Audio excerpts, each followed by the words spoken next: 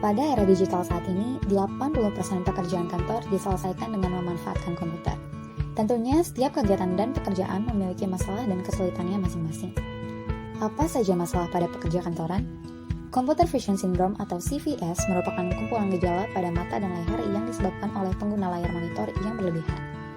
Berdasarkan penelitian yang dilakukan oleh Reddy dan kawan-kawan pada tahun 2013, sekitar 88 hingga 90% pengguna komputer mengalami gangguan ini.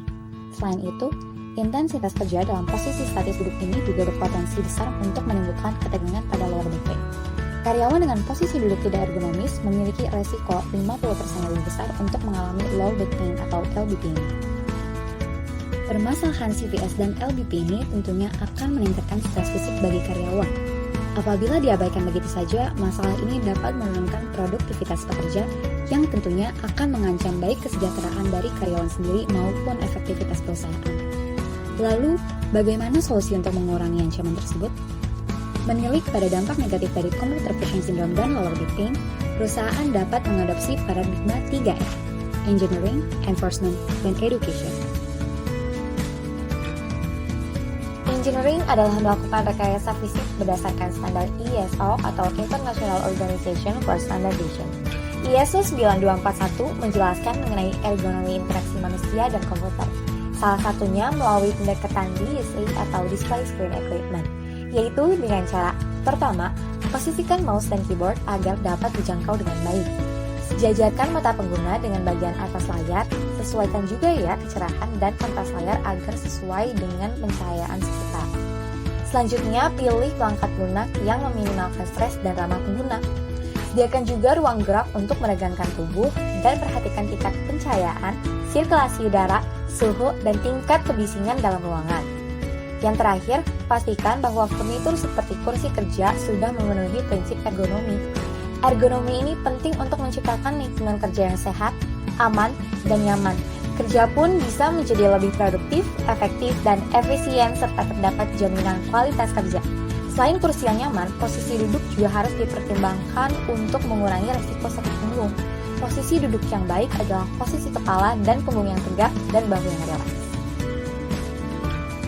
Enforcement adalah pembuatan sistem dan aturan dengan konsekuensi yang jelas untuk memaksa karyawan menjalankan rekayasa fisik tersebut.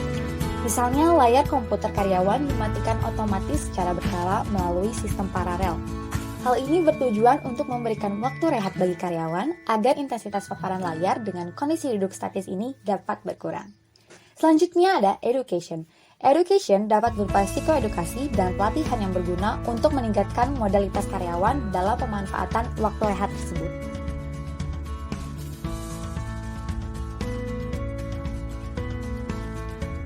Salah satu latihan yang bisa diberikan adalah latihan relaksasi otot progresif atau bisa disebut juga sebagai Progressive Muscle Relaxation atau PMR.